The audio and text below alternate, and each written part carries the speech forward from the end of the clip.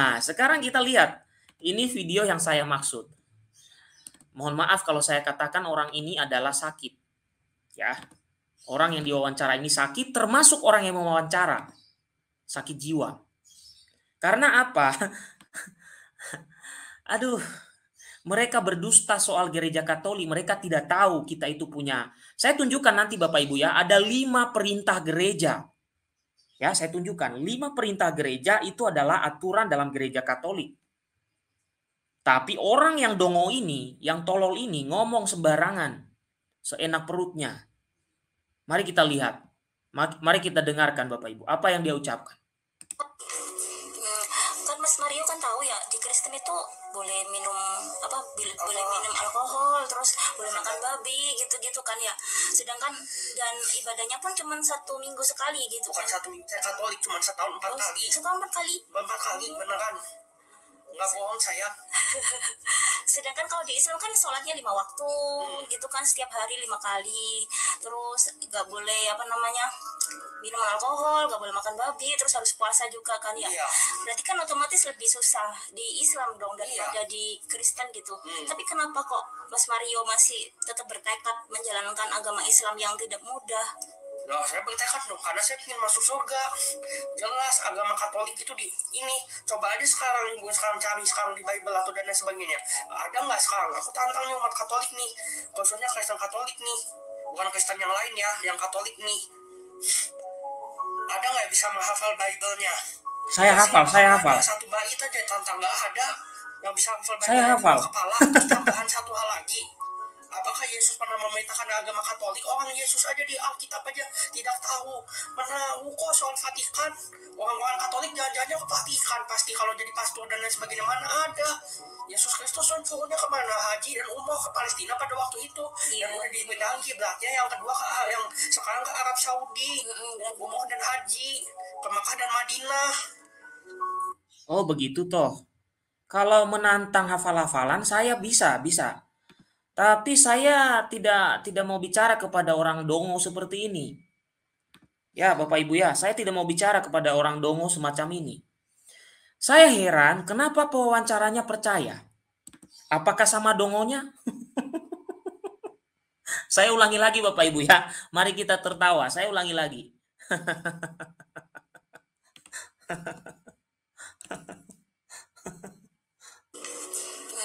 Kan Mas Mario kan tahu ya, di Kristen itu boleh minum boleh minum alkohol, terus boleh makan babi gitu-gitu kan ya. Sedangkan dan ibadahnya pun cuma 1 minggu sekali gitu. Bukan 1 minggu, saya Katolik cuma setahun 4 kali. Setahun 4 kali. 4 kali beneran. Nggak bohong saya. Sedangkan kalau di Islam kan sholatnya 5 waktu gitu kan, setiap hari 5 kali. Terus nggak boleh minum alkohol, nggak boleh makan babi, terus harus puasa juga kan ya. Iya. Berarti kan otomatis lebih susah di Islam dong daripada di Kristen gitu. Tapi kenapa kok Mas Mario masih tetap bertekad menjalankan agama Islam yang tidak mudah? Nah, saya bertekad dong, karena saya ingin masuk surga. Jelas agama Katolik itu ini. Coba aja sekarang cari sekarang di Bible atau dan lain sebagainya. Ada nggak sekarang? Aku tantang nih umat Katolik nih, khususnya Kristen Katolik nih, bukan Kristen yang lain ya, yang Katolik nih. Ada nggak bisa menghafal Bible-nya? Oke, saya tanggapi dulu Bapak Ibu ya.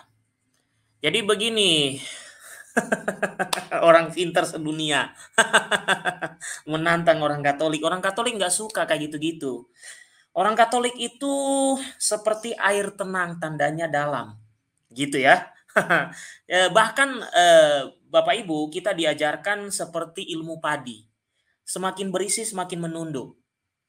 Ya, begitu ilmu yang kami peroleh. Kamu mantan Katolik, saya kurang tahu. Kamu mantan Katolik atau mantan dukun, saya kurang tahu ya. Karena kamu ini saya lihat juga, mohon maaf nih Bapak Ibu, sedikit saya pelajari psikologi ya. Saya melihat dari mimik muka orang yang ngomong, dari matanya, dari ucapannya. Tadi Bapak Ibu, bagaimana dia mengatakan Katolik itu beribadah 4 kali. Ini benar loh, nggak bohong loh. Nah itu. Justru bohong itu kalau orang berkata seperti itu. Itu secara psikologi Bapak Ibu. Kalau orang ya mengatakan sesuatu, lalu dia membuat seperti sebuah apa namanya itu? Seperti membuat sebuah apa ya? Lawan gitu ya, lawan kata. Dia tadi bilang, "Benaran loh, nggak bohong loh." Nah, itu. Nah, berarti jawabannya itu bohong. Kenapa bohong, Bapak Ibu? Sekarang saya tunjukkan dulu satu-satu untuk nanggapi omongan kosong orang ini ya. Saya menunjukkan kepada Bapak Ibu hukum gereja Katolik 5 perintah gereja. Mari kita lihat apakah 4 kali setahun atau bukan. Jadi kalau ngomong itu ya pakai dulu lah. Minimal pakai otak dulu gitu kan. Dipakai dulu otaknya gitu kan. Tidak sembarangan ngomong gitu ya. Pewawancaranya juga meng-cross check, tidak begitu saja percaya. Nah, Bapak Ibu saya coba besarkan ya supaya jelas di mata orang yang ngomong. 5 perintah gereja. Ingat ya itu ya, Anda mengaku mantan Katolik. Seharusnya Anda tahu. Mari kita lihat, adakah 4 kali dalam setahun ibadah Katolik? Adakah di situ? Tidak ada. Makanya saya katakan, orang ini botol, bodoh dan tolol. Dan orang yang mewawancara lebih tolol lagi. Ya. Nah, Bapak Ibu silakan dilihat apakah omongan orang tadi itu ada di sini. Katolik itu punya ajaran, bukan asal ngomong. Coba dilihat, apakah ada omongan orang tadi itu dalam apa yang saya tampilkan. Yang pertama, 5 perintah gereja. Yang pertama Bapak Ibu, rayakan hari raya yang disamakan dengan hari Minggu. Bahkan bukan sekali seminggu. Ada misa harian. Ada ibadah-ibadah lainnya. Yang kedua, ikuti perayaan Ekaristi pada hari Minggu dan pada hari raya yang diwajibkan dan janganlah melakukan pekerjaan yang dilarang pada hari itu. Ngaku-ngaku Katolik ini aja nggak tahu. Yang ketiga, berpuasalah dan berpantanglah pada hari yang ditentukan. Kata siapa orang Katolik tidak ada puasa? Kata siapa orang Katolik tidak ada pantang? Beda kawan. Kalau kamu puasa, warung semua ditutup. Katolik puasa nggak pernah membuat orang lain susah. Hidup orang lain diganggu, nggak pernah. Kami juga lagi puasa sekarang ini. Tapi kami nggak ada tuh fatwa semua yang jualan itu ditutup warungnya. Nggak ada. Sorry kawan ya. Sorry. Kami juga sedang puasa. Saya jadi pamer ya. Hari ini saya juga nggak makan loh. Saya puasa. Mohon maaf nih, saya harus beritahu begini. Bukan saya pamer-pamer. Hari ini saya puasa. Ya. Meskipun pada aturan Katekismus Gereja Katolik hari Minggu itu tidak diwajibkan. Ya, hanya hari-hari yang biasa. Tapi saya jalankan. Itu kawan, itu bedanya kita. Jadi Anda yang ngaku-ngaku Katolik, sebaiknya Anda itu jangan sebarkan kebodohan deh. Jangan permalukan diri deh. Ya. Kalau Anda mau menantang saya untuk menghafal Bible, saya itu nggak suka memamerkan diri kawan.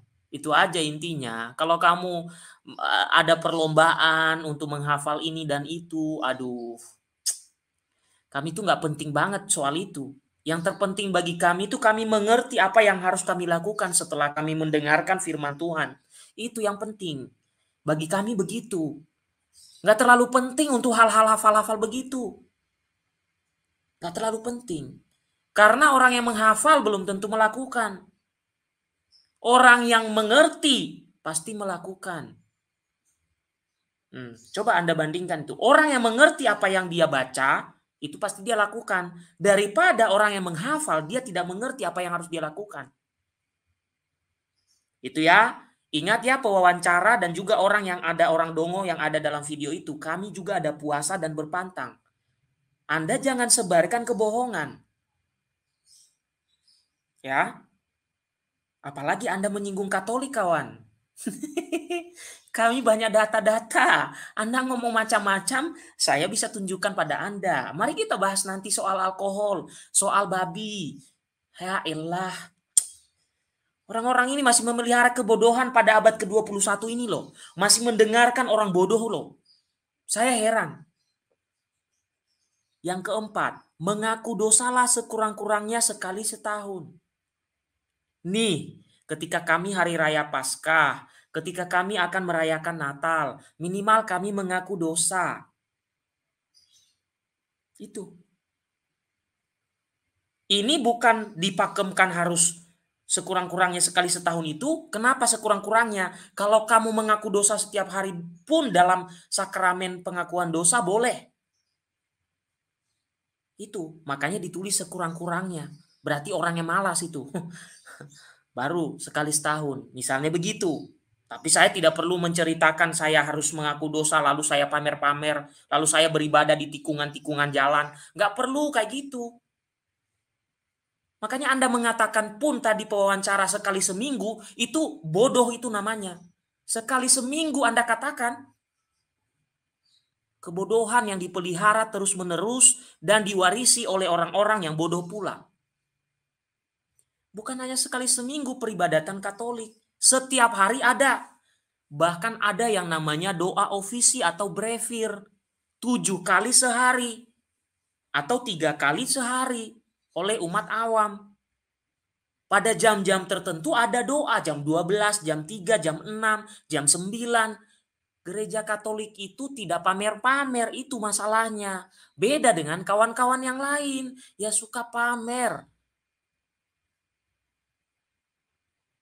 Betapa kebodohan ini disebarkan di TikTok dan ditonton oleh orang banyak. Makanya saya tanggapi Bapak Ibu.